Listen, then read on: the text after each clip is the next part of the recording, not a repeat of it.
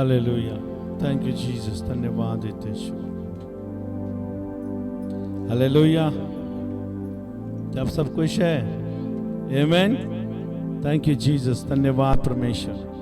मैं विश्वास करता हूँ भले चंगे हैं, अब प्रभु की आत्मा आपके अंदर कार्य कर रहा है, आमेन, हालेलुया, यीशु मसीह की जय, आमेन, थैंक यू जीसस।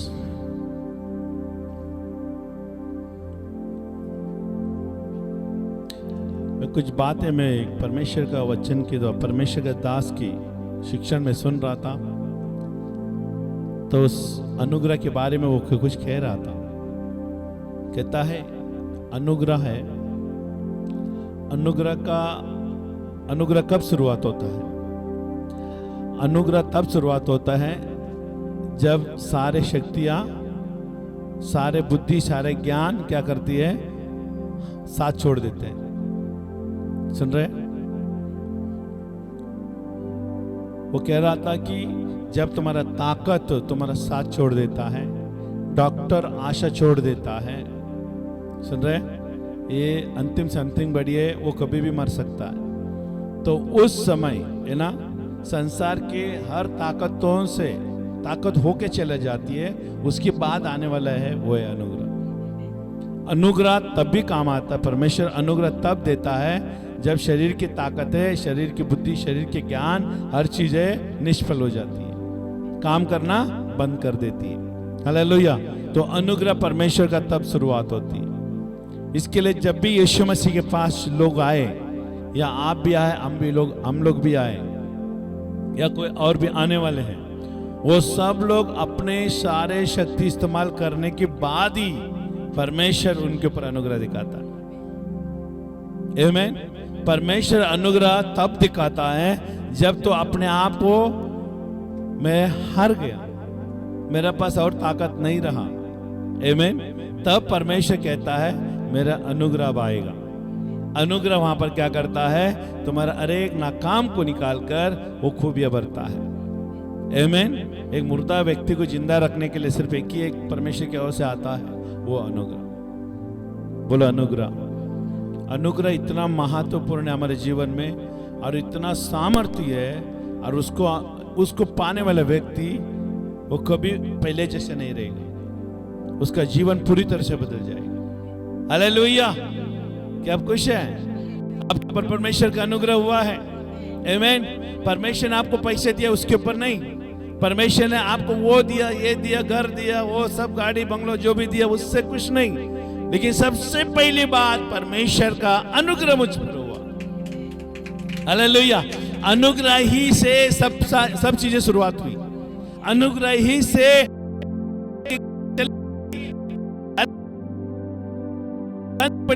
रास्ते में, हेलो, सारे है ना, जाते जाते हमारा गाड़ी खराब हो गई, बीच रास्ते में पड़ी थी, आमीन, और धीरे धीरे उसके ऊपर धूल लगने लगी थी, जंग पकड़ने लगी थी, आमीन, हालेलुया। और हमारे जीवन के पहिया जो हवा में उड़ती थी वो भी पंचर होने लग गई थी, हेलो। धीरे धीरे धीरे धीरे वो क्या कर रहे थे? जमीन में चिपकने लगी थी टायर वाले, आमीन, ट्यूब और टायर, हर चीजें।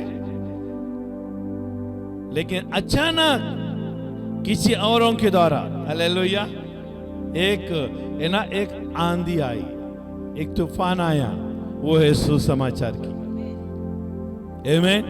और उस तूफान, उस आंधी में, उसमें सामर्थ्य में यीशु का नाम था, हालेलुया। अगर तो यीशु के ऊपर विश्वास करोगे, आज तू और तेरा घराना उद्धार पाएगा, हालेलुया। इस सुसमाचार परमेश्वर ने उस अनुग्रह से भेजा, और हमने सुना, और हमने सुनने के कारण, विश्वास करने के कारण, और जो लोग सुसमाचार को सुनते हैं, जो यीशु मसीह के ऊपर विश्वास करते हैं, उनके ऊपर स्वर्ग से अनुग्रह आएगा। कहां से आती है अनुग्रह? स्वर्ग से आती है। और वो अनुग्रह स्वर्ग से आया, और वो अनुग्रह ने हमारा पंचर हुआ जिंदगी को फिर से ताकत में भर दिया। हमारे इंजन जो खराब थी वो फिर से नया बन गई, हालेलुया। और जिस रास्ते में हम पड़े थे, वो रास्ते से यीशु ने क्या किया? आगे चलने दिया उसके अनुग्रह से, हालेलुया। घर में तकलीफ है, अनुग्रह मांगो। सामर्थ मत मांगो, सामर्थ से कुछ नहीं मिलता। अनुग्रह सामर्थ से बढ़कर है। Grace is more important than power. आमीन। ताकत से बढ़कर अनुग्रह है, पैसे से बढ़कर अनुग्रह है। आमीन। हालेलुया। कितना भी पैसे क्यों ना हो, तुम स्वर्ग में नहीं जा सकते। आमीन। चाइना में एक व्यक्ति आमीन खूब सारे पैसे लेकर आया। आमीन। आमीन।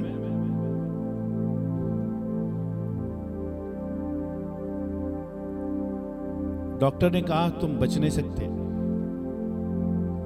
अमीर व्यक्ति थे, इतना अमीर था, उसके पास पैसे का कोई, इतना अमीर था। इतना अमीर होने के बावजूद भी डॉक्टर ने कहा तुम ज्यादा से ज्यादा नहीं बच सकते, 3 महीने का टाइम है तुम्हारा। कितना? 3 महीने का टाइम है, क्योंकि वो लास्ट स्टेज में था कैंसर का। और वो सारे पैसे लेकर आया हॉस्पिटल में, सूटकेस भर भर के पैसे लाया, सूटकेस भर भर के पैसे लाया। और डॉक्टर को कहा डॉक्टर ये जो मैंने कमाया है हर चीजें तुम क्या करो ले लो, मैं सब पैसे के रूप में लेकर आया हूं। मेरा जितना भी कमाई है सब मैं पैसे के रूप में लेकर आया हूं, और मैं यहां पर आपको देता हूं, आप मुझे ठीक कर दो। वो विनती करने लगा, दुनिया का सबसे बड़ा अमीर व्यक्ति पैसे से देखकर उसने कहा कि मुझे ठीक कर दो। तो डॉक्टर ने बोला हमारा हाथ से बाहर है, हमारा डॉक्टर की हिस्ट्री से बाहर है, ये नहीं हो सकता, हमें इससे बचा नहीं सकते। बार बार रिक्वेस्ट कर रहा था, बार बार कह रहा था कि नहीं मुझे जीना है, मुझे जीना है। मैंने अभी पैसे के लिए जिया, मैं पैसे कमाने के लिए जिया, लेकिन असली में मेरा जिंदगी अभी मालूम पड़ा है कि मैं अभी अब असली में मैं जीना चाहता हूं। कब उसको होश आया? जब उसको मालूम पड़ा कि तुरंत वो जाने वाला है। ताकत, पैसा एक इंसान के लिए एक ताकत बन जाता है। वो ताकत से उसने ताकत कमाने के लिए कोशिश किया, मैं ताकत कमाना चाहता हूं। ताकत क्या है? पैसा एक रूप का एक ताकत है। लेकिन अंत में डॉक्टर ने कहा कुछ नहीं हो सकता। फिर बाद में क्या किया? वो गुस्से में सब सूटकेस खोला और सब बालकनी में उस सारे पैसे को फेंकते हुए चले गए। पूरा सूटकेस भरा भरा पैसा फेंकते हुए चले गए। बोलता अगर ये पैसा मुझे नहीं बचा सकता तो इसका मेरा क्या काम। ये जो दौलत मैंने कमाने के लिए अपना जिंदगी लगाई, और यही दौलत मुझे अगर जिंदगी नहीं दे सकती, इसको मैं साथ में लेके जाके मैं क्या करूंगा? क्योंकि डॉक्टर ने कहा उसको तुम ज्यादा दिन नहीं टिक सकते, नहीं रहेगा तो वो वहीं पर वो फेंक कर चला गया। अगर ऐसे कुछ चीज हमें देखने में आता है तो हम बुद्धिमान बनना चाहिए। आमीन। हम कौन सी चीज के पीछे भाग रहे हैं उससे हमें रोकना है, हम मोड़ना है और जीवन देने वाले के पास आना है, उसका नाम यीशु है। हालेलुया। अगर वो यीशु के पास जाता तो यीशु से भीख मांगता, मेरी जिंदगी दे दे प्रभु, तो यीशु मसीह अनुग्रह दिखाता। देखिए वहां पर यीशु के पास आने वाले को सबसे पहले क्या मिलता है? अनुग्रह मिलता है। अनुग्रह के बगैर कोई भी परमेश्वर के राज्य में प्रवेश नहीं कर सकता। अनुग्रह के बगैर यीशु के वचन को सुन नहीं सकता। अनुग्रह के बगैर यीशु मसीह की ओर से चंगाई ले नहीं सकता। आप मुझे बताओ, आपको आपका विश्वास के द्वारा आपको चंगाई मिला है?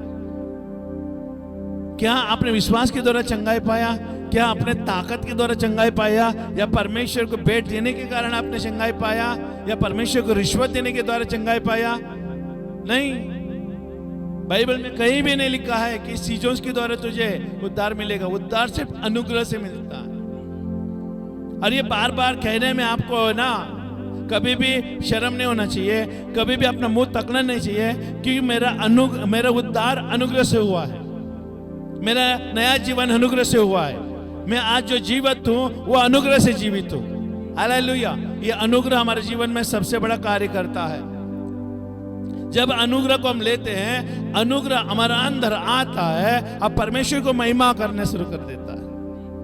कि अनुग्रह का सबसे बड़ा उत्तम है ना, सबसे बड़ा प्रतिभाषा है, एग्जाम्पल है ना, उसका है ना पैटर्न बोलते हैं ना, अनुग्रह का मतलब है कि मैं कुछ नहीं हूं, सब कुछ मसीहा है। अनुग्रह का मतलब वो सबसे बड़ा व्यक्ति नम्र है। अगर कभी भी अगर किसी को भी बातें करते हुए देखा ना कि आज मैं प्रभु के पास हूं, मैं अनुग्रह के द्वारा हूं, इसका मतलब उसके अंदर सबसे बड़ा नम्र व्यक्ति हो, क्योंकि वो सो आवाज में वो जी रहा है, वो समझता है कि मैं यीशु में कौन हूं। Grace makes you identification in the Christ, in Christ. अनुग्रह तुझे प्रभु में पहचान देती है कि तुम है कौन। और शरीर के घमंड आएगा नहीं, अपना बुद्धि नहीं आएगी, स्वार्थ नहीं आएगी। हेलो, हर चीज अनुग्रह कब्जा कर लेता है। क्या आपके ऊपर अनुग्रह है प्रभु का? मेरा अनुग्रह, आज मैं जी रहा हूं प्रभु के अनुग्रह से, हालेलुया। और मैं कल भी जीऊंगा प्रभु के अनुग्रह से। अनुग्रह हमें आगे लेके चलती है, हालेलुया। जो भी अनुग्रह रोज मांगते प्रभु से, उसके पहिए में हमेशा परमेश्वर पेट्रोल डालता है, उसकी गाड़ी में पेट्रोल भरता है। Hello, hallelujah. आज रोज सुबह उठ के, रात को सोते समय रोज सुबह उठ के धन्यवाद देंगे, अब प्रभु आज तेरा अनुग्रह से मेरा जीवन आज का दिन मिला है। तो प्रभु कहता है कि आज का अस्तार है, ताकत है, मैं तुझे दूंगा। अनुग्रह, अनुग्रह क्या करती है? हमारे कमजोरों को निकाल देती है, उसकी सामर्थ को भर देती है। इसके लिए रोज अनुग्रह मांगना है प्रभु की ओर से, विदाउट फॉरगेट, हालेलुया। ना भूलते हुए परमेश्वर से मांगना बहुत जरूरी है। अनुग्रह क्या है? अनुग्रह दो प्रभु मुझे, कुछ न मत दे चलेगा, लेकिन अनुग्रह दे, क्योंकि अनुग्रह में सारी चीजें छुपी हुई है। आमीन। आप परेशानी में जा रहे हो, कर्जे में जा रहे हो, हेलो, कर्जा में है, आमीन, परिवार का तकलीफ है, या अलग अलग समस्या, बीमार है, या हर तरह की समस्या जो भी क्यों ना हो, लेकिन उस सब के उत्तर है आपको अनुग्रह में, आमीन।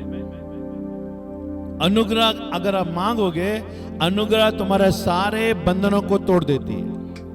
अनुग्रह सारे बंधन को तोड़ देती है। अनुग्रह आप मांगते हो, इसका मतलब खुदा बाप को आप मांग रहे हो। अनुग्रह आप मांग रहे, परमेश्वर तो कहते हैं प्रभु तू आ और उस जगह में तो खड़े हो जा। अरे यीशु मसीह का नाम है अनुग्रह, हालेलुया। यीशु का नाम ही अनुग्रह है, और जो अनुग्रह आप मांगता है, यीशु मसीह खुद आ जाता है वहां पर खड़ा होकर कहता है मेरा अनुग्रह तेरे लिए काफी है, आमीन। अनुग्रह प्रभु यीशु मसीह है, और जो भी अनुग्रह में जिएगा, और वो कभी कोई चीज की कमी होने नहीं देगा। आज हम आपको आश्वासन देते हैं कि अगर आप यीशु के ऊपर विश्वास कर रहे हैं, तो सिर्फ अनुग्रह में मांगो, बाकी सब कुछ आपके पीछे हो लेगा, आमीन, हालेलुया। तो आज हम संडे हमने देखा था 7 कदम अपना है ना उद्धार को बचाने का। मैं आज भी आपको कह रहा हूं, आपका उद्धार हुआ है, उसको मान के आप बेफिक्र मत होना। उद्धार हुआ है आपका, परमेश्वर ने बुलाया है, लेकिन उसको साफ सफाई में रखना, उसको अच्छी तरह से बनाए रखना, आमीन, बहुत जरूरत है। आपको मैं एक प्रश्न पूछना चाहता हूं, आपके घर में कोई भी अनमोल चीजें हैं, कोई भी महंगी चीज है, आमीन, आप उसको सबसे ज्यादा संभाल ना वैल्यू रखते हो आपका घर में, आप उसको कैसे रखते हो? आपके घर में अगर कोई बहुमूल्य चीज है, तो आप उसको कैसे रखते हो? संभाल के, कैसे संभाल के रखते हो? क्योंकि उसको कुछ धूल नहीं लगने दे देते, किधर भी फेंके नहीं रहते हैं, खुली जगह में नहीं रखते हैं, क्योंकि वो बहुमूल्य है, आमीन, इंपॉर्टेंट है आपके लिए। और घर में आते हो ना, तो आपको ऐसा लगता है कि मेरे घर में कुछ ऐसी कीमती चीज है, मैं इसके लिए मैं घर में जा रहा हूं। हेलो, अगर आप बैंक में जा रहे हो पासबुक लेके, तो आप बैंक में पासबुक लेके क्यों जा रहे हो? Hello, passbook is not important. Hello, passbook में काली और आंकड़े लिखी हुई रहती है, लेकिन जो पासबुक को लेके जाने के लिए मजबूर को क्या करता है, क्योंकि वहां पर जो डिपॉजिट है तुम्हारा वो भारी है तुम्हारे लिए, वो महत्व है। समझ में आ रहा है? हेलो, 2 महीना 3 महीने होने के बाद आप क्या करते हो? अपडेट करने जाते हो, इंटरेस्ट कितना है देखने जाएंगे। समझ में आ रहा है? घर में अगर कोई अनमोल चीज रखा है आपने या किसी को और को दे दिया है तो उसके ऊपर नजर हमेशा बना रखते हैं, मैंने अनमोल चीज तुम्हें दिया है तो कहीं भागना मत, मेरा नजर तेरे ऊपर है, रोज मैं फोन करूंगा, आमीन, और रोज मैं देखते रहूंगा तो कहां जाता है कहां आता है, क्योंकि वो अनमोल चीज उसको दी गई है। हम संसार में होने के नाते हर ऐसी कीमती चीजें हमारे पास होती है, उसको हम कैसे संभालते हैं? आमीन। लेकिन उद्धार उससे बढ़कर है, कि जब तक तुम्हारे साथ जो चीजें दिखती है, जो अनमोल है, ये हीरे सोना, आमीन, चांदी, जो भी आपने कमाया, घर बाहर जो भी कुछ हो सकता है, वो हमारे लिए महत्व नहीं है। महत्व क्या है मालूम है? उससे बढ़कर जो हमारा अंदर आता है वो है उद्धार, सल्वेशन, उद्धार। उद्धार में हर चीजें छुपी हुई है। इसके लिए बाइबल में एक वचन कहता है, अगर तूने अक्का संसार को, दुनिया को तूने प्राप्त कर लिया, आमीन, सारे दुनिया को तूने प्राप्त कर लिया, अगर तूने अपना आत्मा को खो बैठा तो क्या लाभ? तूने अक्का दुनिया को प्राप्त कर लिया लेकिन तुम्हारा उद्धार नहीं हुआ तो इसका मतलब क्या लाभ? तो कहां जाने वाला है फिर? अगर उद्धार नहीं मिला तो कहां जानेगा? कहां जाने वाला व्यक्ति है? उसकी यात्रा कहां होगा? उसका अंतिम स्थान कहां होगा? हेलो, उद्धार, ये उद्धार हमारे जीवन में सबसे बड़ो, सबसे महत्व चीज है, और उसको हम बोलते हैं ना सबसे ज्यादा संभालना चाहिए, और ज्यादा संभालने में उद्धार को हमेशा ना, आपको मालूम, आपके पास गाड़ी है कि मालूम नहीं, आप सर्विस सेंटर में जाते, अगर आपका गाड़ी बारिश में ज्यादा चली है, मिट्टी जम चुकी है, आमीन, तो आप कहां जाते हो? वॉशिंग सेंटर में जाते हो, और आप उसको कहते हो खबरदार एक भी मिट्टी नहीं रहना चाहिए, ये गाड़ी मेरा चकाचक हो जाना चाहिए। सुन रहे? आप उस व्यक्ति को आपने गाड़ी दे दी, वो क्या करते हैं? अच्छी तरह से वो संभालता है, अच्छी तरह साफ सफाई करके आपको साफ कर, आप देते गंदगी से, लेकिन जब वो वापस लौटाता है, कैसे लौटाता है? साफ सफाई से। हेलो, समझ में आ रहे? तो वैसे ही अगर आपका उद्धार हुआ है और आपको उद्धार को साफ सफाई करना है तो क्या करना पड़ेगा? परमेश्वर का वचन में जाना पड़ेगा। हेलो, परमेश्वर का वचन में जाना पड़ेगा, परमेश्वर के वचन को पढ़ना पड़ेगा, तो रोज साफ करता है हमारे लिए। आमीन, हालेलुया। और दूसरी बात, आपको उस सर्विस सेंटर में आना पड़ेगा जो उद्धार को साफ सफाई करने का काम करता है। हेलो, जैसा आपका भी बॉडी का खराब होता है तो सर्विस सेंटर है। हेलो, आप जब बीमार पड़ते हैं तो आपके लिए एक सर्विस सेंटर है, आमीन, तुरंत एम्बुलेंस लाएगा, तुरंत वहां पर पहुंचाया जाएगा उस सर्विस सेंटर में। इस देखो, इसके शरीर में कुछ बिगड़ा है, पता नहीं चल रहा है क्या बीमारी है, इसको थोड़ा रिपेयर करो डॉक्टर। समझ में आ रहे? डॉक्टर हमारे शरीर के लिए, फिजिकल शरीर के लिए क्या करता है? एक है ना सर्विस सेंटर का गुरु बन जाता है। जब हम बीमार होते हैं तो कहां भागते हैं? डॉक्टर के पास जाते हैं, हॉस्पिटल में जाते हैं, एडमिट होते हैं, और वो हमारा ना शरीर का सर्विस सेंटर है। तो सुन रहे हैं? हालेलुया बोलेंगे, आमीन। वो सर्विस सेंटर में जाकर डॉक्टर कहते हैं कितना भी पैसा हो लेकिन ये गाड़ी को रिपेयर करो। हेलो, आमीन। आप ये बोलते हैं 70-80 हो गया है ना, 60 साल हो गया है, अभी ऐसा लगता है कि इसको रिटायर करना पड़ेगा। डॉक्टर एक काम करो, ऐसा करो कि इसको रिटायर कर दो। कभी बोलते आप? नहीं। क्यों नहीं बोलेंगे? आप उस सर्विस सेंटर में उसको लेकर गए, डॉक्टर को कहते हैं डॉक्टर कैसे भी हो इसको बचाओ। क्यों? क्योंकि उसका अंदर भावना, प्रेम, अपनापन जुड़ा हुआ है, परिवार का हिस्सा है। तो ये उद्धार को भी हमें क्या करना पड़ेगा? उस सर्विस सेंटर में लाना पड़ेगा जहां पर उसका रक्षण, उसका पाल पोषण होता है, उसको रिपेयरिंग किया जाता है। आपको मालूम है वो कौन सा जगह है? कौन सा जगह है मालूम है? इतना धीमी आवाज में अगर कहोगे तो कैसा चलेगा उतना? अगर कोई आपको फोन कर दिया, आप कैसे हैं, आपके घर में सब ठीक है? अरे ठीक कैसा, अरे हमारे घर के लोग हॉस्पिटल में एडमिट हो गया, वो बताने के लिए आप चिल्ला चिल्ला कर बताते हो, लेकिन आपका आत्मा का उद्धार का जो सर्विस सेंटर है उसका नाम को उससे ज्यादा लेना है। मैं जा रहा हूं मेरा आत्मिक सर्विस सेंटर में मेरा उद्धार को सर्विस कराने के लिए। हालेलुया। मैं जा रहा हूं प्रभु के भवन में कि मेरा आत्मा का उद्धार हुआ है, उसको मैं हमेशा सर्विस करना चाहता हूं ताकि उसके ऊपर धूल ना गिरे, अविश्वास ना हो या परमेश्वर से दूर ना हो जाए। आमीन। उसको मैं रिफिल करने जाता हूं। इस तरह से हमारा अंदर होना चाहिए। इसके लिए प्रभु ने कलीसिया रखा है, वो आत्मा उद्धार जो मिला है ना आपको प्रभु की ओर से अनुग्रह से, उसको संभालने के लिए जगह दी गई है। सुन रहे ध्यान से? हालेलुया। तो देखिए हमने 2 कदम देखे थे कि है ना, सबसे पहले बात we must believe in Jesus Christ, यीशु के ऊपर विश्वास करने के लिए हमने देखे थे, और दूसरा उसके राज्य के ऊपर। कितने लोगों को मालूम है? संडे हमने बताया था सबसे पहले हमारे उद्धार के लिए कौन चाहिए? उद्धार को बचाने के लिए कौन चाहिए? यीशु मसीह चाहिए। यीशु के बगैर आपको उद्धार बच नहीं सकता। यीशु मसीह मेरा आत्मा का लंगर है, is the anchor of my soul.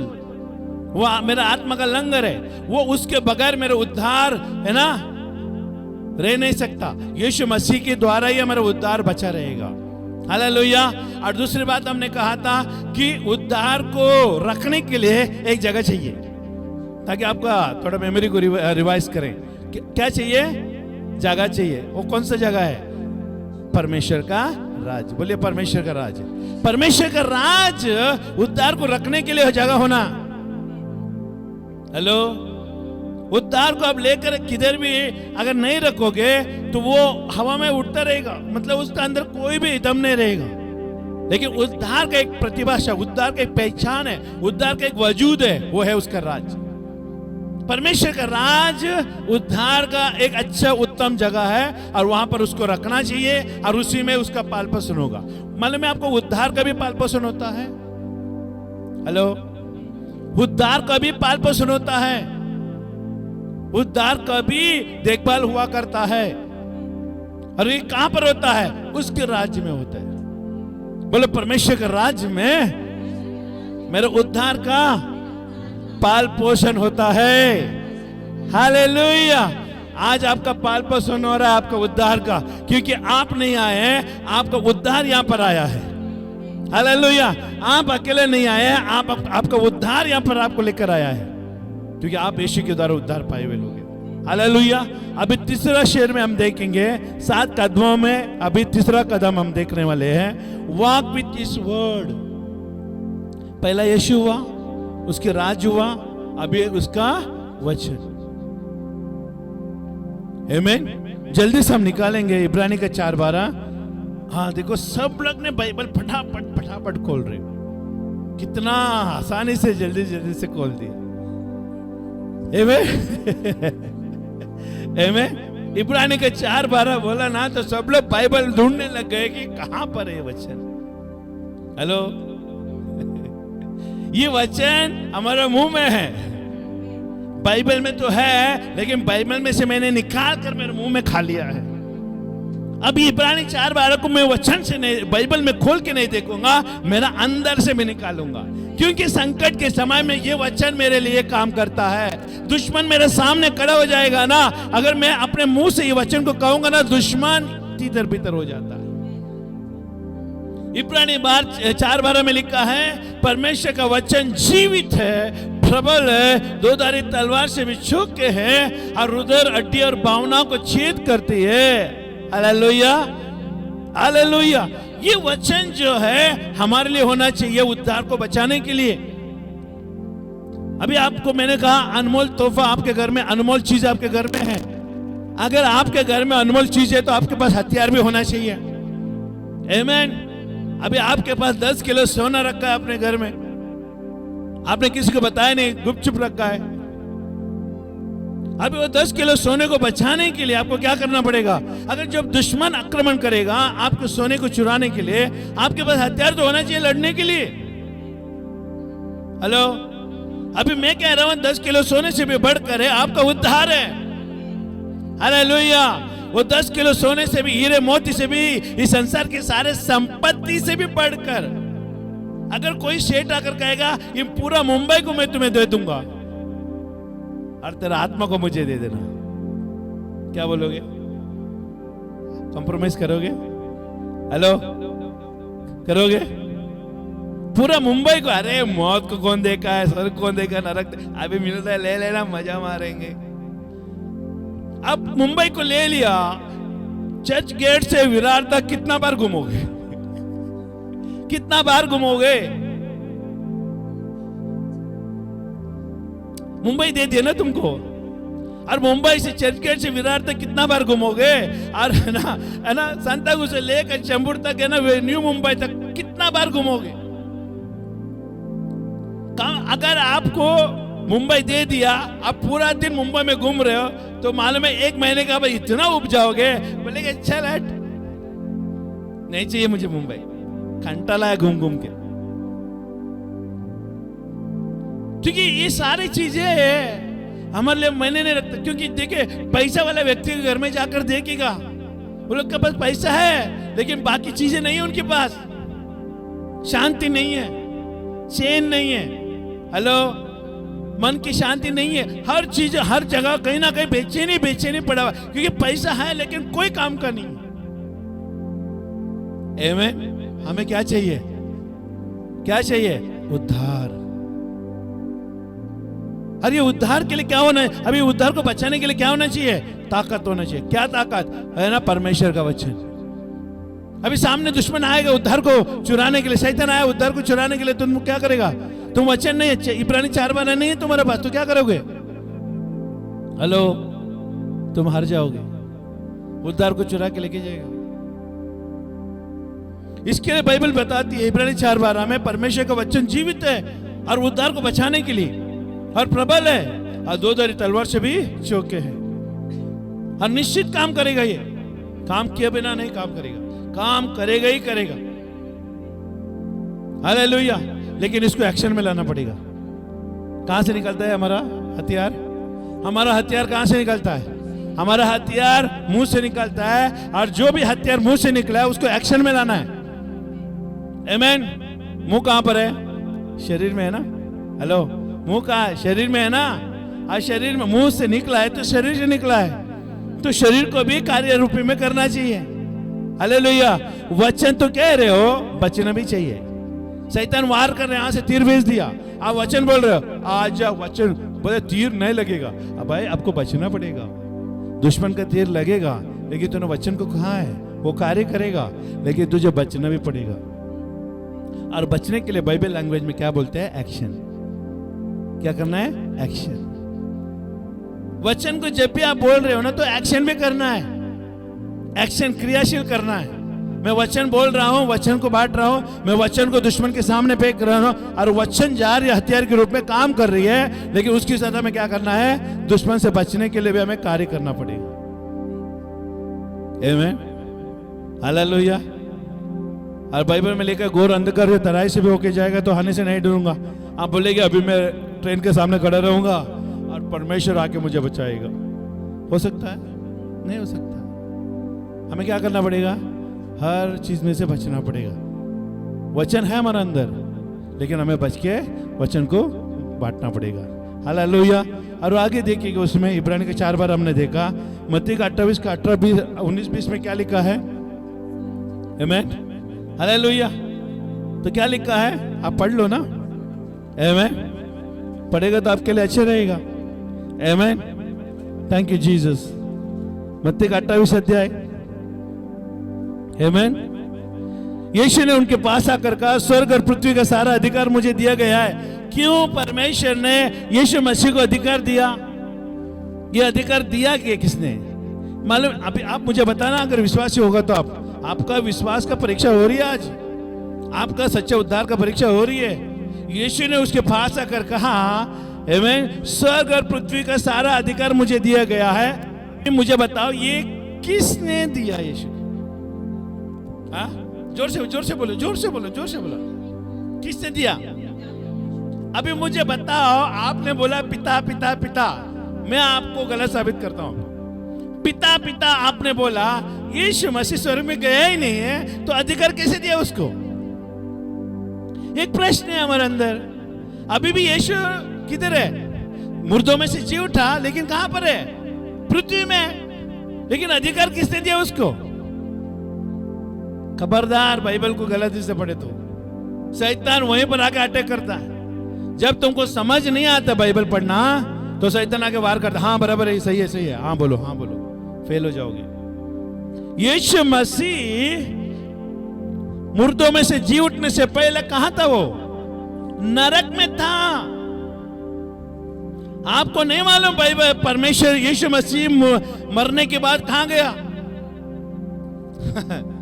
Hello, जिस आदम से जो शैतान ने अधिकार को गलती से चुराया था, शैतान ने गलत से चुराया अधिकार को, लेकिन यीशु मसीह जब कलवे ना क्रूस पर मर गया, मरने के बाद उसका शरीर में से प्राण निकल गया, तो परमेश्वर आत्मा में नरक में गया। ये वचन परमेश्वर ने दिया हुआ अधिकार नहीं है, यीशु ने खुद हासिल किया हुआ अधिकार के बारे में बात कर रहे हैं। यीशु मसीह, पिता ने नहीं दिया अधिकार, ये यीशु मसीह खुद कमाए हुआ अधिकार है। यीशु मसीह नरक में गया 3 दिन, और शैतान से अधिकार के रूप में उसने कहा, जो आदम के द्वारा तो धोखे से लिया गया अधिकार था ना, अभी मैं ईमानदारी से, सच्चाई से, आमीन, पाप का मजदूरी मौत है, बाइबल बताती है, और उसके मौत को मैंने अपना मौत दिया, मैंने अपना प्राण दे दिया। अब प्राण देने के बाद ईमानदारी से मैं तेरे पास आया हूं, और सारा अधिकार मुझे लौटा। रिक्वेस्ट नहीं किया शैतान से, उसने कहा लेकर आओ जल्दी सब चीज। और मालूम है, सब कोने में रखा था, सेफ जोन में। शैतान भी नरक में है ना, तिजोरी में रखा था सारा अधिकार। जब यीशु मसीह जाके सामने खड़ा हो गया, और पूरा नरक में है ना उजाला आ गया, क्योंकि बाइबल बताती है यीशु मसीह जगत का ज्योति है। नरक में भी जाएगा ना, यीशु ज्योति दिखाई देगा। नरक में जाने के बाद यीशु मसीह टटोलते नहीं घुमा, क्योंकि सूरज रहे ना रहे, लेकिन यीशु का ज्योति दुनिया में कायम रहेगी। हालेलुया। लेकिन बाइबल बताती है स्वर्ग में कोई ना सूरज है, ना कोई चांद है, ना कोई तारे हैं, लेकिन परमेश्वर का ज्योति सदा काल के लिए स्वर्ग में प्रकाशमान रहता है। यीशु मसीह जैसे नरक में गया, सारे ज्योति वहां नरक में फैल गया। अरे कहा, ये अंधकार के राज्य में ये ज्योति कौन प्रकट कर रहा है? शैतान आके खड़ा हो गया, क्योंकि शैतान ज्योति से डरता है। शैतान ज्योति के सामने खड़ा नहीं रह सकता। इसके लिए प्रभु यीशु ने कहा, तुम जगत की ज्योति हो, शैतान तेरे सामने खड़ा नहीं रहेगा, क्योंकि तेरे उद्धार को बचाने के लिए तुम्हारे पास सामर्थ्य है। यीशु ने हमें सामर्थ्य दिया है, अधिकार दिया है कि सच्चाई से तुम चलोगे ना, दुष्ट आत्मा भी तेरे सामने खड़ा नहीं रहेगा, और तेरे उद्धार को बचाने के लिए एक काम आ जाएगा। जब यीशु मसीह नरक में गया, हर ज्योति प्रकाशित हुआ, और उसने कहा सारा अधिकार मुझे दे दे, और सारा अधिकार को लेकर तीसरे दिन यीशु मसीह मुर्दों में से जी उठा। और वो जी उठने के साथ क्या लाया उसने? साथ में क्या लाया? अब ये मुझे बताओ, ये किसने अधिकार दिया? आप तो पिता बोल रहे थे,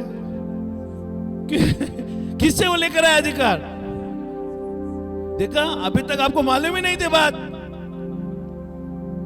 लेकिन अभी मालूम पड़ रहा है कि ये अधिकार यीशु मसीह यहाँ पर मत्ती 28:18 में कह रहा है, ये अधिकार मुझे पिता ने नहीं, पिता ऑलरेडी मेरे ऊपर अधिकार दे चुका है, लेकिन मैं अधिकार लेने के लिए कहाँ गया था? नरक में गया था। नरक से मैं शैतान से अधिकार लेके ऊपर आ गया हूँ, और मैं जो विश्वास करते हैं उनको कह रहा हूँ, स्वर्ग और पृथ्वी का सारा अधिकार मुझे दिया गया है। किसने दिया?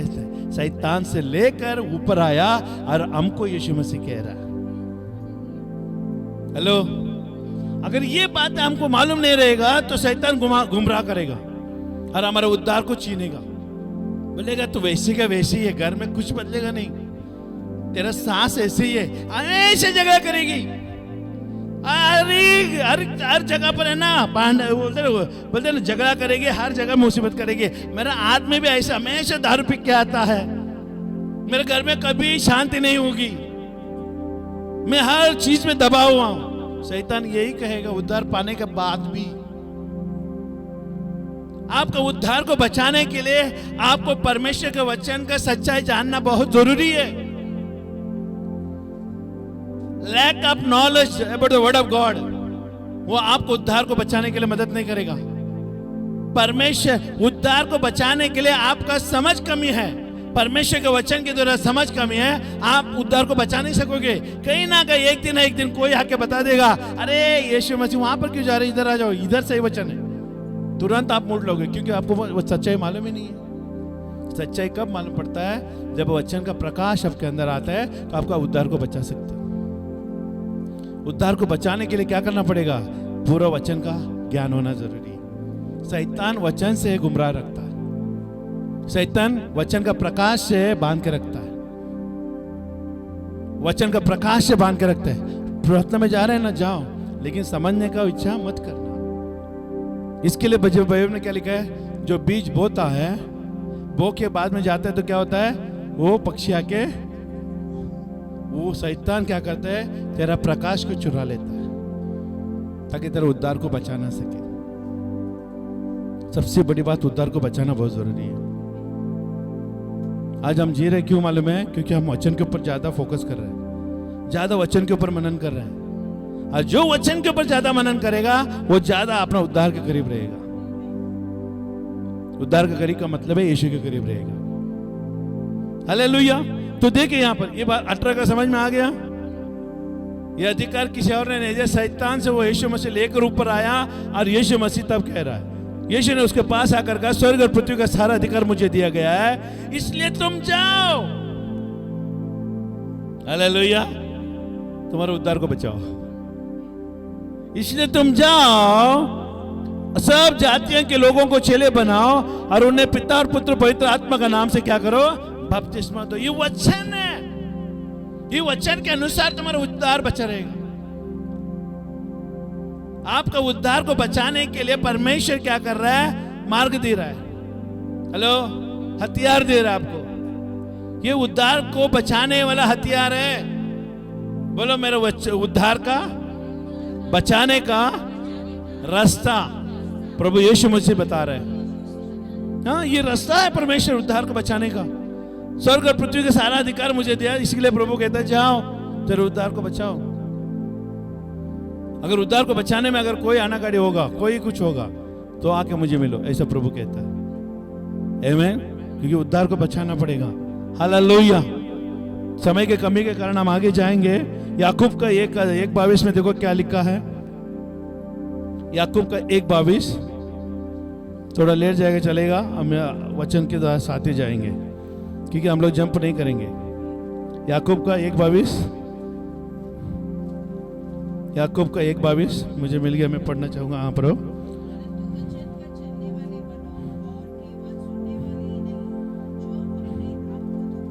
हालेलुया। तो देखिए यहाँ पर क्या लिखा है बाइबल, आपका उद्धार को बचाने के लिए क्या करना पड़ेगा? आप हमेशा याद रखिएगा, आपका क्रियाशील, देखिए आपका कलीसिया में एक्टिविटी, आप विश्वास को आप घर में दिखा रहे हो ना, मैं मसीह हूं। हेलो, बाहर जाते आते समय सहेलियों को, बाहर के लोगों को बता रहे हो कि मैं यीशु को विश्वास करता हूं। ये ज्यादा काम नहीं करेगा। ज्यादा काम कब करेगा उद्धार बचाने के लिए? ये वचन। हेलो, अब कितना ज्यादा नारे लगाओ कि मैं उद्धार पाया हुआ व्यक्ति हूं, उद्धार पाया हुआ व्यक्ति हूं, और लोगों को बताने से कुछ नहीं होने वाला। सबसे पहले बात क्या करना है? परंतु वचन पर चलने वाले बनो। लोग अपने आप तुम्हारे उद्धार को देख लेंगे।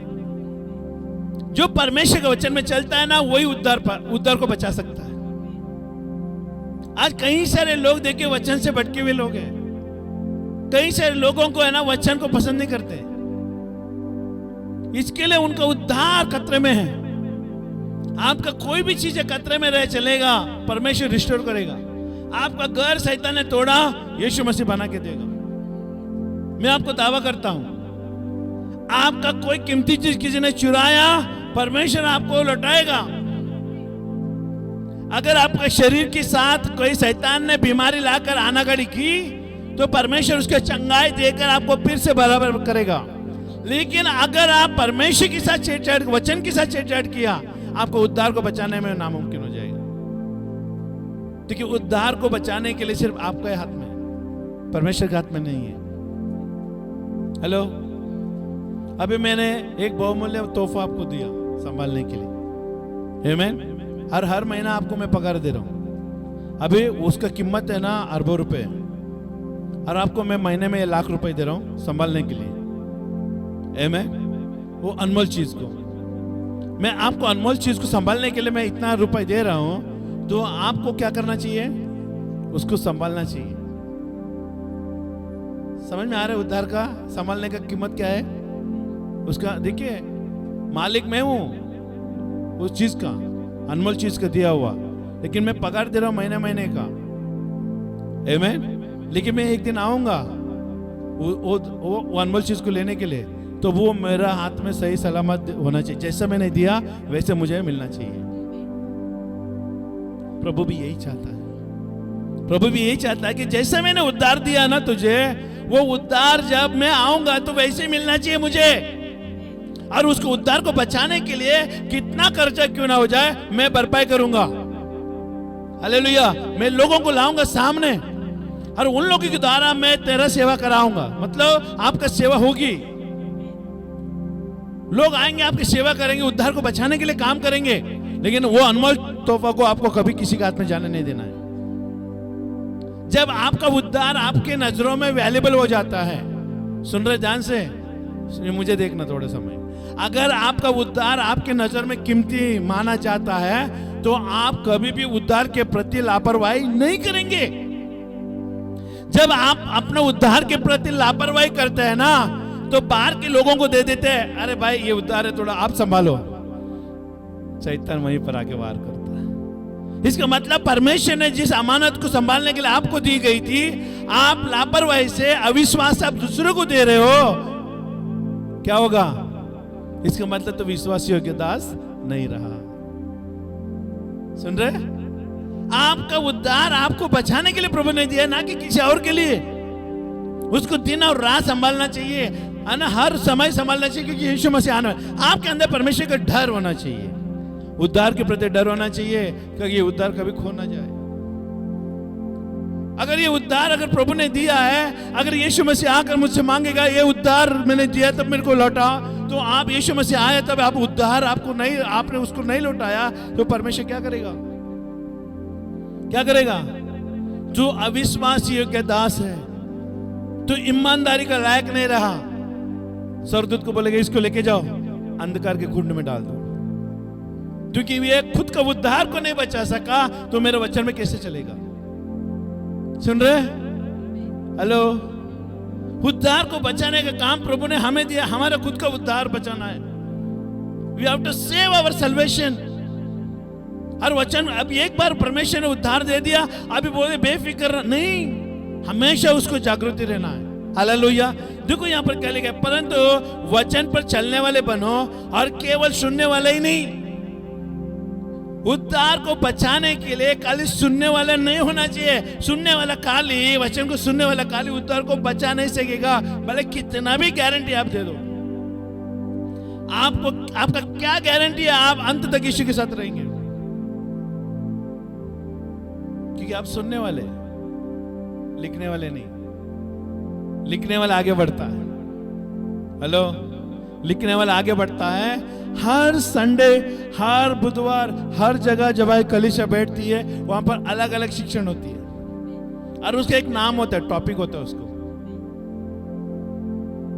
वो आपका आत्मिक उद्धार को बचाने के लिए कार्य करती है। लेकिन आप क्या कर रहे हैं? खाली सुन रहे हैं, खाली बाइबल पलटी पलटी करते करते सुनते जाओगे, ये घर के बाहर जाएगा ना तो आप भूल जाओगे, आपको मालूम ही नहीं पड़ेगा कि संडे क्या वचन दिया था और बुधवार को क्या वचन दिया था। क्यों मालूम है? क्योंकि ये खाली सुनने वाला, क्योंकि बाइबल में लिखा है सुनने वाला ना बनो, खाली सुनने वाला ना बनो। अगर तुम खाली सुनने वाले बन रहे हो तो तुम ज्यादा देर तक प्रभु के साथ नहीं चल पाओगे, तेरा उद्धार खतरे में है। तुझे कोई बचा नहीं सकेगा, ना परमेश्वर बचा सकता है, ना परमेश्वर का दास बचा सकता है, कोई नहीं बचा पाएगा अगर आप अपना खुद के उद्धार के ऊपर काम नहीं करेंगे तो।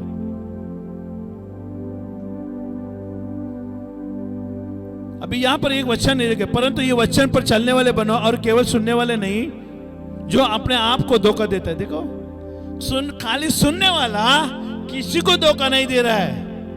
हेलो, किसी को धोखा नहीं दे रहा है, वो खुद को धोखा दे रहा है।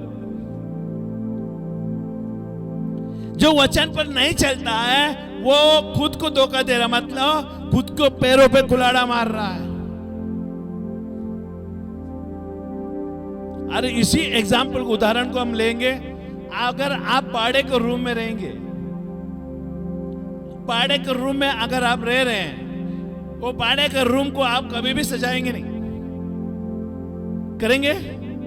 हेलो, आपका दिमाग में सबसे पहले घर का भले थोड़ा सा सीमेंट भी हट गया है, भले थोड़ा सा जमीन भी थोड़ा सा खसक गया है, लेकिन आप 1 किलो सीमेंट लाके उसको नहीं भरोगे। क्यों? सबसे पहले मन में यह बात आता है, हम भाड़े पे है कि नहीं, है कि नहीं? भाड़े पे वो ओनर करेगा, हम लोग भाड़ा देते हैं ना। भाड़ा क्यों देता है? घर टूट गया तो रिपेयर करके दो। वो भले वो आपके हाथ से अगर खराब हुआ है तो भी मालिक के ऊपर दोष लगाएगा। देखो तेरा घर फट गया, देखो तेरे घर में छेद आ गया। भाड़े का घर को हम कभी भी अपने आप समझकर सजाता नहीं है।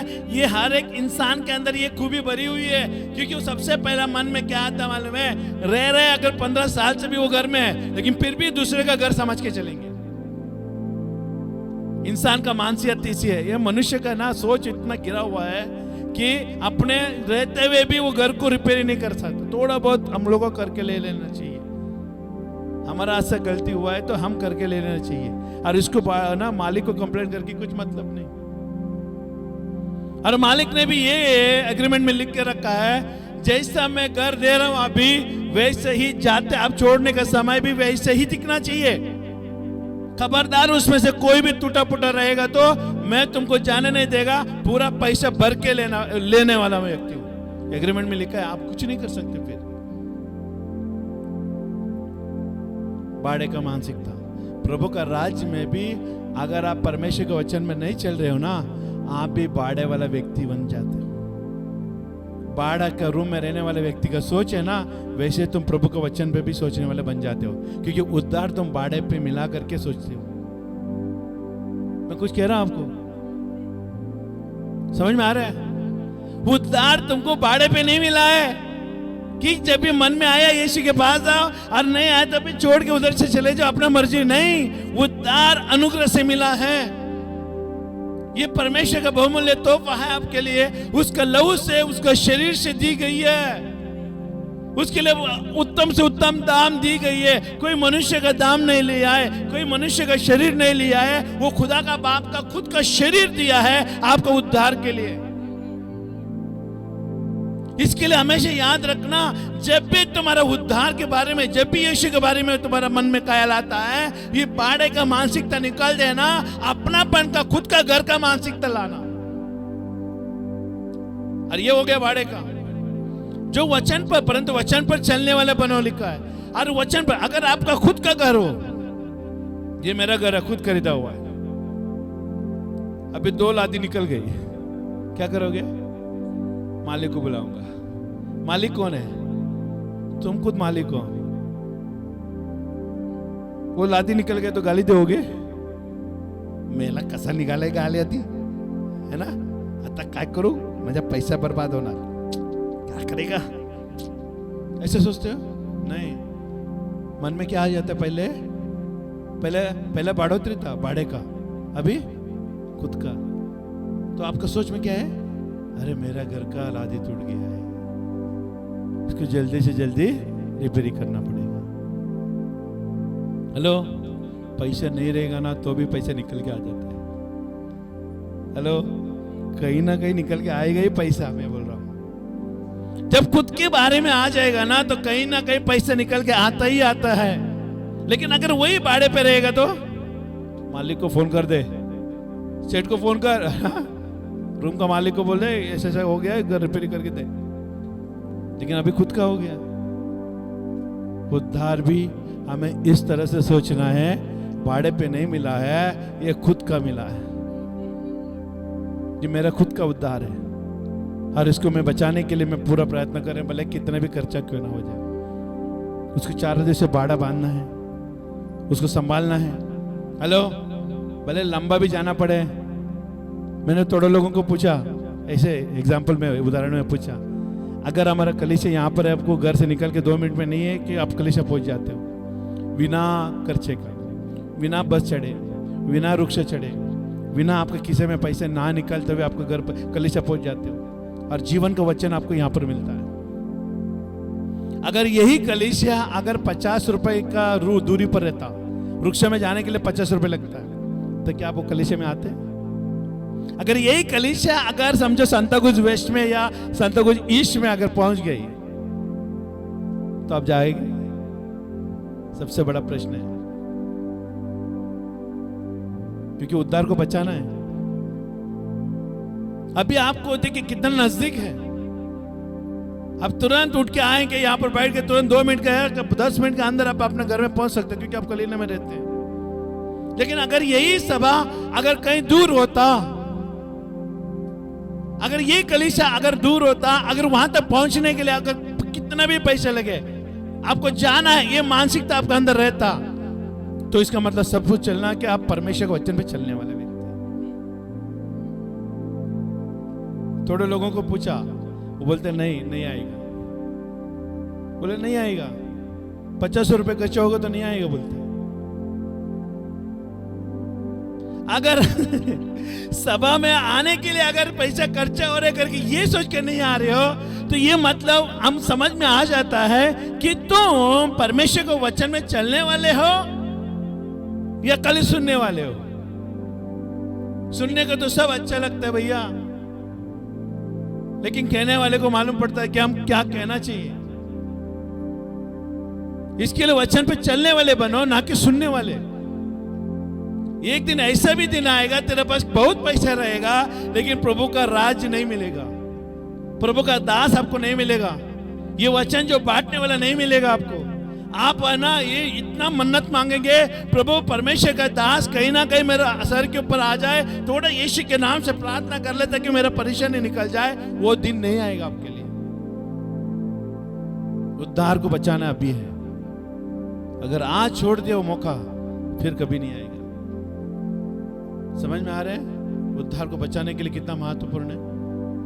आमीन। बहुत गंभीर है बात। हालेलुया।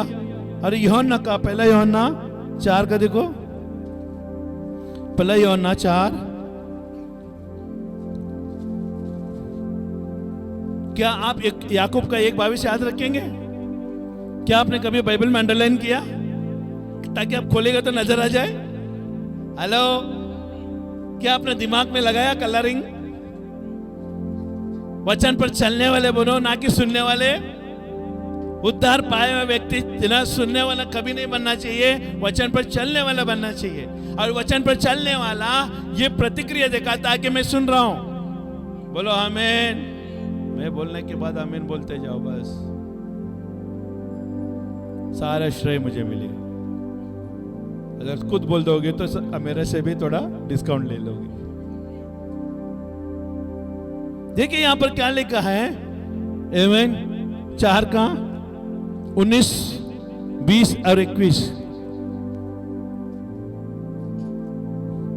यदि कोई कहे मैं परमेश्वर से प्रेम रखता हूं और अपना भाई से बैर रखते हैं तो वो झूठा है। हेलो, ये उद्धार में बना हुआ चीज है, is belong to the salvation, is included in salvation. Hallelujah.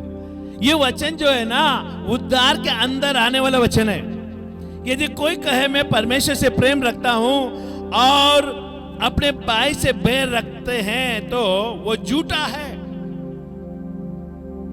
क्योंकि जो अपने भाई से जिसे उसने देखा है प्रेम नहीं रखता, तो वो परमेश्वर से भी जिसे उसने नहीं देखा प्रेम नहीं रखता।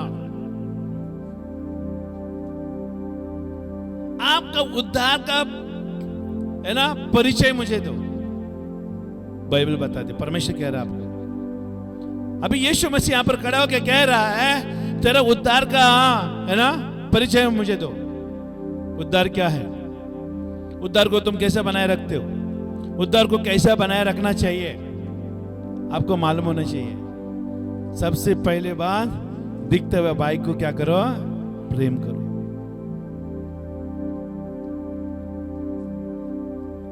दिखते हुए भाई को, दिखते हुए परिवार को तुम प्रेम रखोगे तो परमेश्वर देखता है कि तेरा उद्धार में जान है, तेरा उद्धार जिंदा है। अगर जो दिखता हुआ भाई से तुम प्रेम नहीं रखते हो ना, इसका मतलब तुम ना दिखते हुआ वो परमेश्वर जिसने उद्धार दिया उससे भी तुम प्रेम नहीं रखते। काली पाखंडी जैसे। आमीन। वचन जीवन देता है।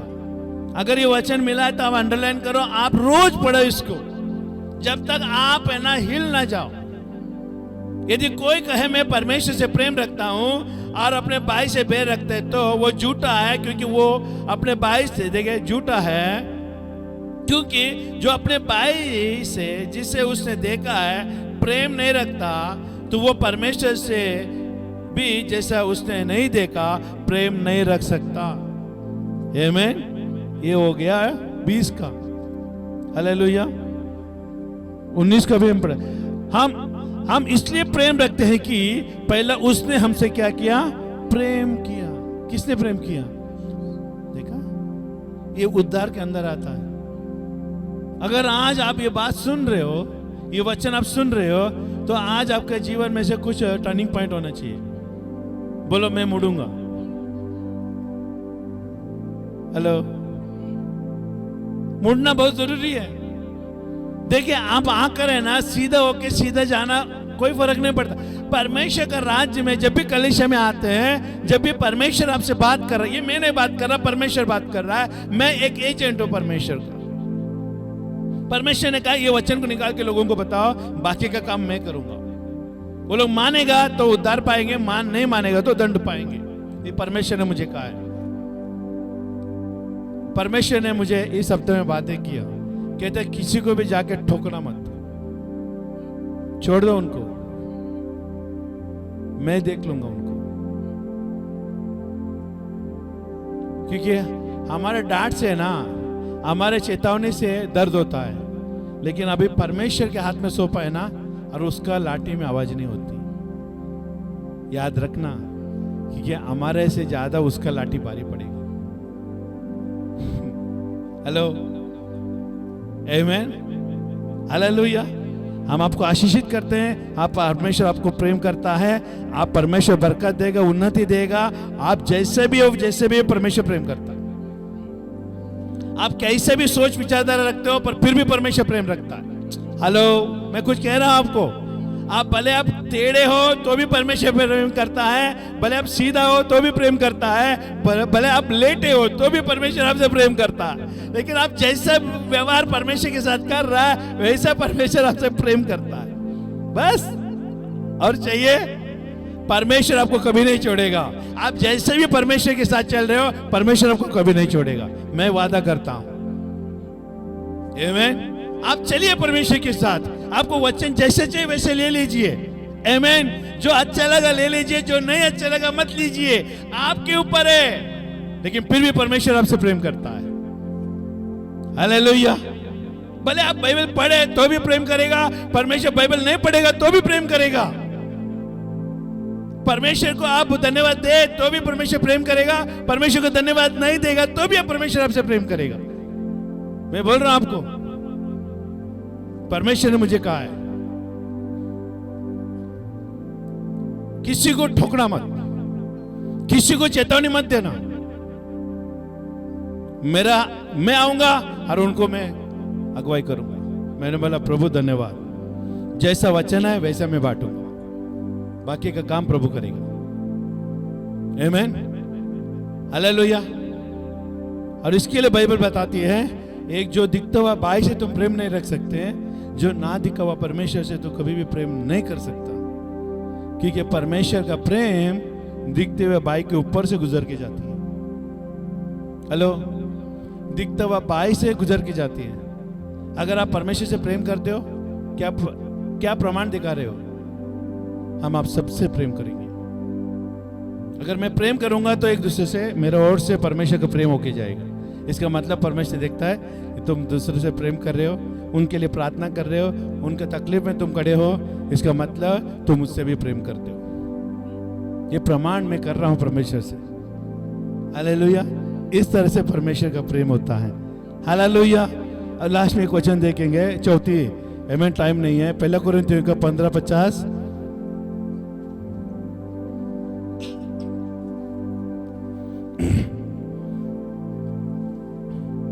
Be a kingdom journey person.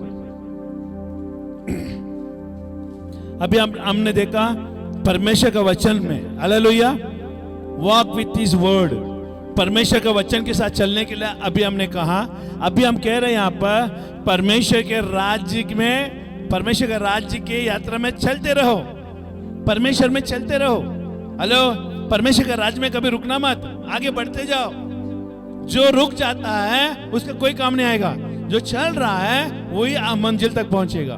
बोलो, मैं चल रहा हूं, मैं प्रभु के साथ चल रहा हूं। हालेलुया। आप दिन और रात प्रभु के साथ चल रहे हो, क्योंकि यीशु का नाम लेकर काम कर रहे हो ना, आप प्रभु के साथ चल रहे हो, प्रभु आपके साथ है। हालेलुया। तो पढ़िए 15:50 में क्या लिखा है? हाँ,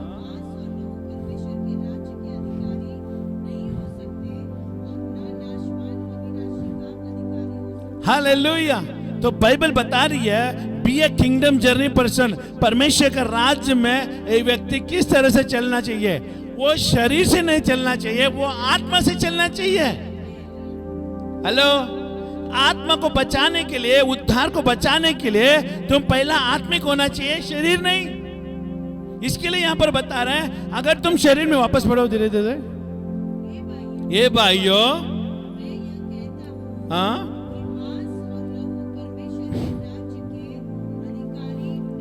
मांस और लहू परमेश्वर के राज्य के अधिकारी नहीं होंगे। अगर आप उद्धार में हैं, आपको उद्धार बचाने में है, आप शरीर की ताकत को इस्तेमाल कर रहे हैं, नहीं हो पाएगा। क्योंकि ये जो उद्धार मिला है ना, ये उद्धार शरीर नहीं है, आत्मिक है। हेलो, आपको ये भी मालूम नहीं होगा कि आपको जो उद्धार मिला है, ये ना दिखता हुआ उद्धार है। जिस दिन एक दिन मरोगे, आप ना दिखते हुए राज्य में प्रवेश करोगे, जिसका नाम स्वर्ग है।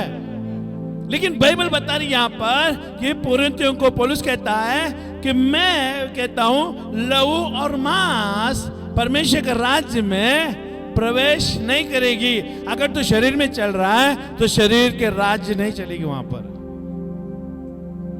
हेलो, अगर आपको उद्धार मिला है तो कौन सा उद्धार मिला है, पहला पहचानो।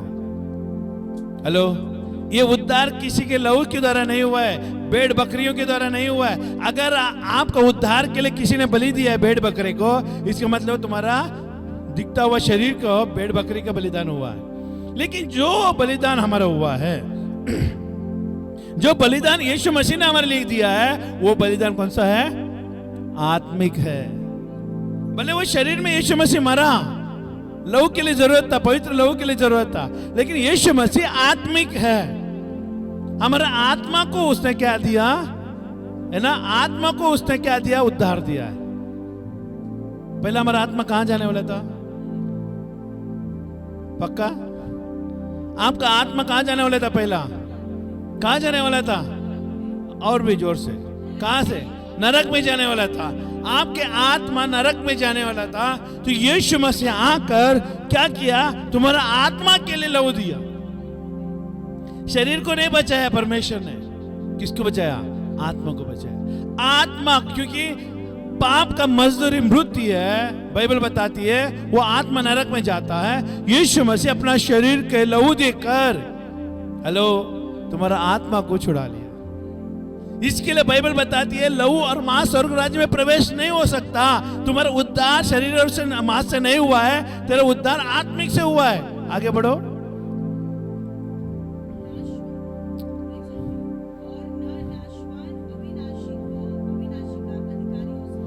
नाशवान अविनाशी का अधिकारी हो सकता है, मतलब जो दिखता हुआ नाशवान चीज है वो अविनाशी के ऊपर कब्जा नहीं कर सकते। सुन रहे? कोई भी संसार के लालसा तुम्हारा उद्धार के ऊपर कब्जा ना करने पाए। हेलो, शरीर की अभिलाषा, आंखों की अभिलाषा, जीविका के घमंड।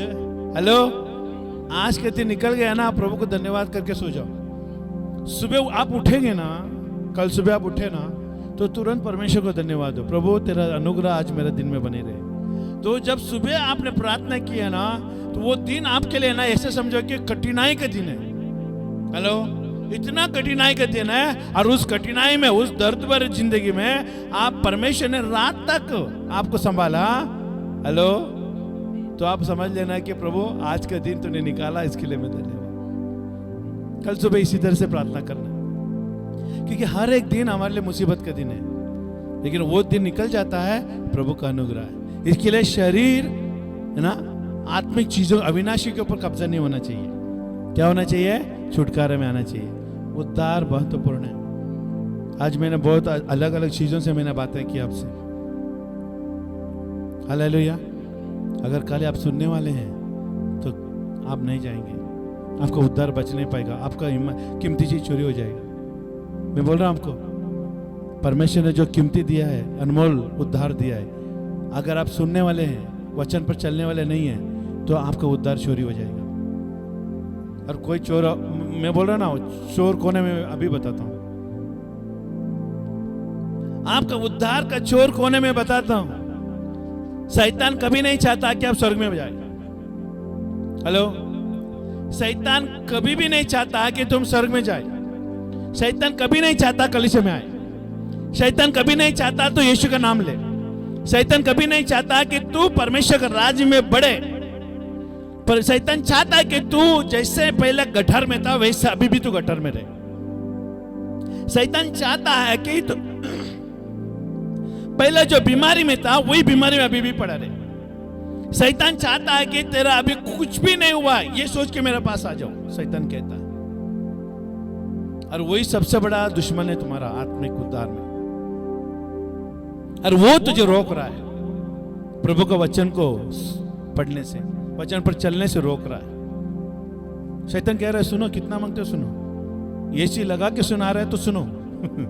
हेलो, मैं बोल रहा हूं आपको, आडंबर से सुना रहा है सुनाओ, लेकिन चलने वाला मत बनो। शैतान बोलता है चलने वाला मत बनो। हेलो, समझ में आ रहा है आपको? सब लोग अच्छी तरह से आपको सजाएंगे, बैठाएंगे, हर चीज सुनाएंगे, ये करेंगे, लेकिन तुम सुनना अच्छे से, लेकिन दरवाजे से बाहर जाओगे ना, सब भूल जाना। शैतान का सबसे बड़ा हथियार है, जो वचन पर चलता है ना, जो सुना है वो जिंदगी में कभी नहीं भूलता। जो वचन पर चलने वाला व्यक्ति है, जो सुना है ना, वो कभी जिंदगी में कभी नहीं भूलता। और उसको कहते हैं वचन पर चलने वाला व्यक्ति। और शैतान बोलता है कि इसको नहीं हटा, इसको हाथ नहीं लगा सकता, इसको कितना बार मैंने कोशिश किया, लेकिन ये वचन पर चलता है, इसको मैं हाथ ही नहीं लगा सकता। शैतान कहता है सुनने वाले के ऊपर शैतान हाथ लगाता है, चलने वाले के ऊपर उसका जोर नहीं लगता। शैतान का जोर वचन पर चलने वाले लोगों के ऊपर नहीं लगता। शैतान का जोर उन्हीं के ऊपर लगता है जो सुनता है और चलता है, अपने मन में चलता है। इसके लिए पौलुस कहता है खाली सुनने वाले मत बनो, वचन के ऊपर चलने वाले बनो, ताकि शैतान के मुंह तोड़ जवाब दे सके। तुम उसको दिखाओ कि मैं यीशु का बेटा हूं, उसको दिखाओ मेरा उद्धार अभी भी ताजा है, मेरा उद्धार अभी भी बचा के रखा है, मेरा उद्धार अभी भी मेरे पास है, उसको किसी को चोरी होने नहीं दूंगा। हेलो, ये बहुत महत्वपूर्ण बात है, इसको हमें समझना बहुत जरूरी है। हालेलुया। जिस दिन आपने यीशु मसीह के पास आया, उस दिन यीशु ने आपको बुलाया। आज मालूम है आप यीशु के साथ बुलाए हुए लोग हैं, यीशु के द्वारा बुलाए हुए लोग हैं। यीशु का अभिषेक आपके ऊपर हुआ है। हालेलुया। जो यीशु के ऊपर अभिषेक था वही अभिषेक आज आपके ऊपर है। आप अकेले नहीं है, यीशु आपके साथ है। बाइबल कहती है कि अंतिम सांस में तो खड़ा है तो भी डरना मत, मैं तेरे संग हूं। सुन रहे? दुनिया को छोड़ने के लिए डॉक्टर ने कहा अभी अभी छोड़ेगा, अभी अभी छोड़ेगा। कहते मेरा अनुग्रह तेरे लिए काफी है। तुरंत अनुग्रह आएगा, है ना। संसार के हर एक रीति रिवाजों को तोड़ देगा और नया जीवन प्रभु देगा। डॉक्टर देखते रह जाएगा, अरे ये तो जाने वाला व्यक्ति था, इसको तो सब काम करने लग गए। फिर तपस किया, फिर टेस्ट किया, सारे ऑर्गन चंगाई है, अच्छे में है। हालेलुया। परमेश्वर अंतिम से अंतिम घड़ी में काम करने वाले चीज को अनुग्रह कहता है। इसके लिए रोज सुबह उठने के बाद हमें अनुग्रह मांगना है। और रात को सोते समय भी प्रभु तेरा अनुग्रह था, कल सुबह भी मेरे ऊपर अनुग्रह रखना, ताकि मैं कल सुबह तुझे धन्यवाद दे सकूं। उद्धार को बचाए रखना है, उसको किसी के हाथ में नहीं देना है। मैं बोल रहा हूं ना आपको, आपका उद्धार को बचाने के लिए बीवी का सहारा नहीं लेना, पति का सहारा नहीं लेना, किसी के सहारा नहीं लेना। सिर्फ आप खुद अपने हाथों से उसको संभाल के रखना, क्योंकि किसी का सहारे से आप उद्धार को बचा नहीं सकते। सिर्फ आपके हाथ में उद्धार को बचाने का। इवन मैं बोलूं, यीशु के हाथ में भी उद्धार को बचाने के लिए नहीं है। यीशु मसीह ने एक तोहफा दिया है ना, वो वापस उसके ऊपर हाथ नहीं लगाता। सुन रहे? अगर समझो कि मैंने आपको एक तोहफा दिया, आपका है ना, एक तोहफा दिया आपको बर्थडे पे या किसी में, तो मैं बार बार आके मैं बोलूंगा कैसा है मेरा तोहफा, कैसा है मेरा तोहफा, कैसा वापर रहे हो, कैसे कहाँ रखा है, अरे ऊपर क्यों रखा है, नीचे रखो, है क्या होएगा मालूम है? अरे एक बार दे दिया तो बार बार क्या पूछ रहे हो यार। उद्धार भी परमेश्वर ने इसी तरह से रखा है। एक बार दे दिया ना, वो बार बार नहीं पूछता कहाँ रखे हो, कैसे रखे हो, नहीं। वो आपका काम है, वो आपका काम है, क्योंकि ये उद्धार जो दिया ना यीशु मसीह, अंतिम दिनों में काम आने वाली है। इसके लिए उसको संभाले रखना बहुत जरूरी है। संभाल के रखना, उसके रोज है ना वचन पढ़ते हुए, प्रार्थना करते हुए, और प्रभु के भवन में आने, इसके सर्विस सेंटर में आना पड़ता है। आपका उद्धार का सर्विस सेंटर है, और यहाँ पर आके आपको उद्धार को सर्विसिंग करके जाना, फिर आना, फिर सर्विसिंग करना, जाना, ये आपका काम है। हालेलुया, आमीन। हम 4 तक हमने देख लिया। हालेलुया। 7 कदमों में 4 कदम हमने देख लिए। शरीर, लहू, मांस ना उद्धार को नहीं बचा सकेगा, बिना देखे वो चीजें हमको बचा सकता है। हालेलुया। हम खड़े हो जाए, हम प्रार्थना करें। थैंक यू जीसस, धन्यवाद परमेश्वर। हालेलुया। प्रार्थना करेंगे परमेश्वर उसके शरीर और उसके लहू में भागीदारी होने के लिए। अगर कोई ऑनलाइन में भी देख रहा है तो मैं चाहता हूं कि आप भी परमेश्वर का शरीर और उसके लहू में भागीदारी हो सकते हैं। अगर आपने पानी का बपतिस्मा लिया है और यीशु मसीह के पीछे चलने के लिए आपने अंगीकार किया अपने आप को, यीशु मसीह पर मेरा प्रभु है, अब आप रोटी परमेश्वर का शरीर उसके लहू में भागीदारी हो रहे हैं, तो इसमें आप भागीदारी हमारे साथ हो सकते हैं। हम प्रार्थना करेंगे। पिता, मैं धन्यवाद देता हूँ, ये तेरा शरीर और तेरा लहू है परमेश्वर, इसमें भागीदारी होने के लिए हमें अनुग्रह देना प्रभु। जिसे इसमें हम खाते हैं, हम पीते हैं प्रभु, ये तेरा लहू है, ये तेरा शरीर है, हमें भागीदारी होने के लिए अनुग्रह दो। जैसा परमेश्वर इसमें खाते पीते हैं, हमारा उद्धार को बचाने के लिए, हम उद्धार को सुरक्षित रखने के लिए एक कदम बढ़ाते प्रभु। तेरा लहू और तेरा शरीर उद्धार में लाती है, इसके लिए मैं धन्यवाद देता हूँ। सारा महिमा गौरव प्रभु हम आप, हमें ईमानदारी से इसमें भागीदारी होने के लिए अनुग्रह दो। यीशु के नाम से हम प्रार्थना करते हैं। आमीन, आमीन, आमीन। Bless you Jesus.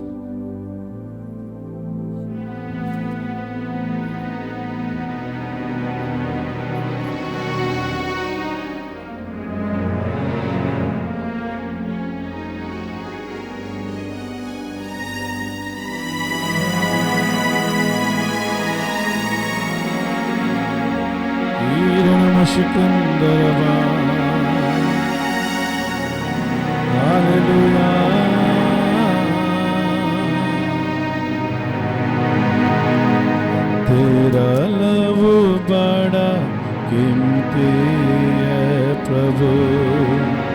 तेरा लहू बड़ा कीमती है, क्योंकि उस लहू में जो ताकत है जिसे हम पाते छुटकारा, क्योंकि उस लहू में जो ताकत है जिसे हम पाते छुटकारा,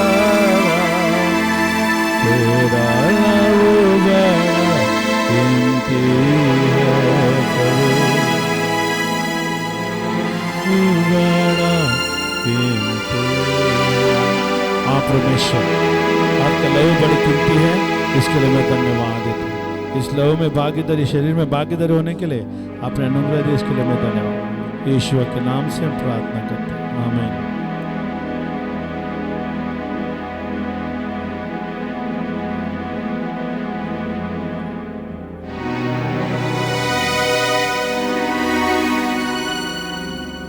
हम ऑफरिंग को ले लेंगे। Thank you Jesus, hallelujah, thank you Jesus.